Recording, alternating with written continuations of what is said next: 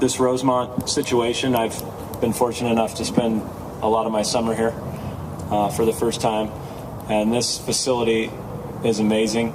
I think it adds to the emotion of the game. Very nice, well-run deal here. Obviously, we enjoyed our stay and finished in appropriate fashion, but I just wanted to be sure that before we got too far ahead with questions that this is a great game. And when you have venues like this, the game becomes even greater. We do not need to do crazy bells and whistles. The game is a great game, and when it's played in great facilities, it just, you guys witness very, very good softball. So. Two questions. Kat, first of all, how does your arm feel? And secondly, I want to ask you what your future plans are. You used to play in Japan, but I don't think you do that anymore. So what are you going to do? First question, surprisingly, it felt really good once I went to loosen up. I know JT sent someone down to ask how I was, and I'd probably thrown only about 6 to 8 pitches, and I said, I'm good to go, like I'm ready. So it was fairly loose, and I think adrenaline was helping that. But after game 1, it was a little heavy and felt a little sore, but once game 2 started going, I went and tossed around. It felt great. So I feel good right now. And second part, I took a coaching job in Austin at St. Edward's University. It's a Division II school. So that's what I do in my off season now. But I'm retired, so I'll be back next season. So coaching and training.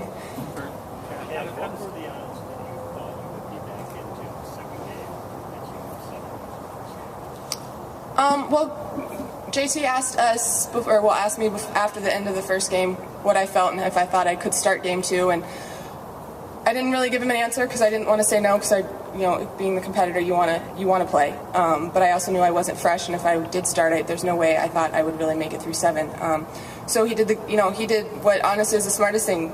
Keilani was fresh; she's thrown well against them, and I knew if she could get 5 innings out of us, that I had 2 in me, and I didn't really tell him that. So as soon as they started getting a few little runners on and started trying to make an adjustment, I put my cleats on and went and kind of started tossing, and I knew there was a chance, but I was hoping she could finish out. But she knows, and she learned this summer, and I told her the whole time, I have your back as soon as you're ready. So, I knew there was a possibility, but had hoped that she'd be able to finish. How does your feeling about softball right now compared with how you felt in April and thought this might be your final season? I think I fell in love with it again this summer. Last summer was really a struggle, and I didn't enjoy throwing as much as I did this summer. And living in moments like this weekend, this is the 2nd or 3rd time I've been in an intense game with Chicago, and those are the moments we live for. And no matter what side you're on, when you're in that moment, it's emotional, and you want to be in that moment. And that's where I am right now. And, I think I found another level in me, both physically and emotionally this summer. Your MVP award, Kat, what a surprise to you, or what was your emotion? Yeah, I think when you bat 100 or 1,000 off of Monica, you have a hope that you're going to get it. So I told her afterwards that we can share it. Since we've been roommates all summer, we'll share it. But I'm excited. I feel like I threw well all championships. So I can't say I'm going to give it away, but I was a little surprised. But at the same time, I felt like my performances were strong. Coach, are you operating under the assumption you'll be back in the same playing field next year at the Kissimmee, or Are you asking if I'm back or if the team's back in Kissimmee? the team is back in Kissimmee for next season? Are you certain of that? Or? I'm not certain of that, no. I would assume so. That's not a question, though, that I can answer. What have you heard, though? Anything? I haven't heard anything. Kristyn, the team had to fight so hard yesterday for runs. When Dre hit the home run today in the first game, was it a sense of relief in some ways, or kind of a jolt of energy that finally got that big hit, kind of got you guys? I think Dre's home run in that game was huge for us. I think it lifted our spirits a lot in the dugout, made us realize that, we can do this, we can play 2 games. And anytime a different person steps up in every game, that's always clutch for your team. Keilani, you have a Women's College World Series championship and now a Pro Championship all in the same year. Talk about your success this year a little bit on the teams you played on. It's been an exciting summer being able to have 2 championships, but I've also been blessed to be able to be on 2 amazing teams and being fortunate enough to be drafted to the Pride and help them out and get a championship. And they definitely were I wasn't with them the whole season, and they were fighting to get to that #1 spot. So I'm glad that I was able to be on a team that was in this position. I have, we've got 2 granddaughters who are very big fans of yours, Lonnie. And what would you tell them in terms of playing softball and, fighting through as the Pride has done all season? I think the biggest thing is definitely just never give up and don't lose that love for the game, and just keep fighting and keep relying on your teammates, because it's a team sport, and you can't do it all yourself. Kristyn, during your at-bat when you hit the home run, it looked like Monica threw a couple past you, or were you just setting her up? No, she's a great pitcher, and I'm going to tip my hat to her blowing it by me. She does throw hard.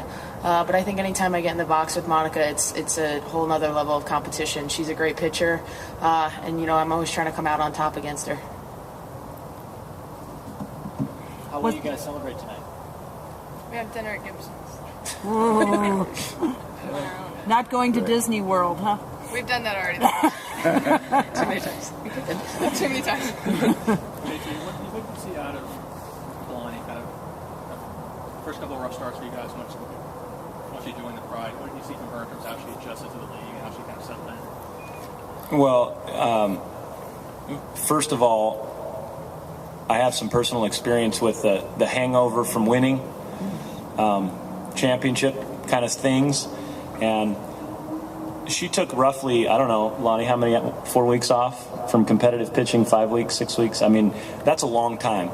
And her first start she makes, it's 108 heat index at Yogi Berra Stadium, okay, in the middle of the day when, I mean, it's just, she didn't step into an ideal, she didn't have a chance to know anybody. She got thrown right to the fire. And quite frankly, she got lit up a little bit. And knowing what kind of competitor she was, I mean, going wire to wire 1-1 Oklahoma's season, I mean, the pressure that she dealt with all year, there takes some readjustment time. So this is not a surprise to me in terms of how she ended this season. I mean, you're seeing a kid who found her sea legs a little bit, and you watch, she dominated Chicago 3 straight outings, the best hitting team in our league. Okay, I don't know what the stats are from Wiggins. Bless her heart, she's one of the best hitters in the world. And Keilani went right through their lineup time and time and time again. And so it wasn't a case of her, making an adjustment, so to speak, or finding a new pitch or anything like that. It was about her conditioning, trusting her stuff, and saying, "Here it is, let's hit it." Kristyn, when you walked out of here last year with the way things ended, finished last year with the rain and the washout, was there some doubt in your mind that there would be a league this year? No. I was fully confident that we would be back here playing again this year. What gave you that confidence? Just trusting in the league and trusting that our commissioner and everyone else involved in it was going to make sure that we had this year to help grow the sport. What will help grow the sport? I'm asking that for all of you. What will be the turning point that everybody can see that softball is here to stay? I'll answer that first. What will help grow the sport is that if we have a very competitive professional league, and that the ASA develop the collegiate players with collegiate eligibility left, and once you don't have collegiate eligibility without a pending Olympics, it'll force. It's a great game. It's an unbelievable game, and so all that will happen is that this league will get stronger, and the development program of the younger and the collegiate level, those players will get stronger. Right now you got that middle plane where there's kind of half in, half out, and it needs to get figured out. And the sport's bigger than all of us, but there has to be some common sense applied.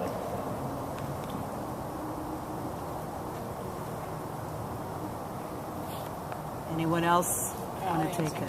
I think we're in a good place right now. Honestly, I've been in the league for a while, and this is the most competitive it's been in a long time. And JT's right. We do need all the bodies of softball need to come together. We're not trying to reinvent the wheel. We don't need 3 and 4 different things happening for pro softball to be successful. It is successful even with 4 teams right now.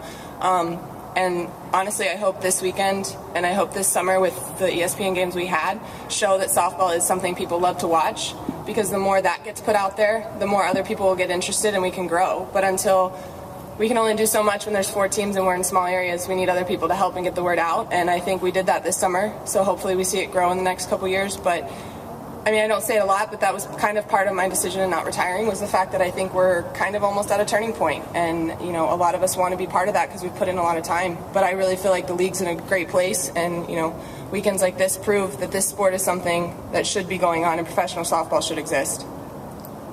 How inspiring it was, anybody can answer this question, for you to see tonight the former players from the WPSL and the NPF come and support you this weekend? I mean, it was awesome. When I was little, believe it or not, I went to a Tampa Bay Fire Sticks game because it was in my grandma's backyard, basically. So to hear, you know, the names of Durham Dragons and the Fire Sticks and the Orlando Wahoos and all that, a lot of people don't know that that existed. But for those players to come back and support us in the league now, it just shows how much everybody that has been part of this for the 10 years that it's been in existence believe in it and love it and support it.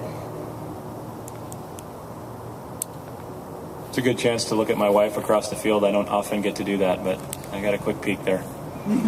Kat, you won't need to ice your arm or anything like that at this point? We don't play tomorrow. So you're good to go. I'm good. I get a couple, about a month and a half, 2 months off before I got to start turning it over again.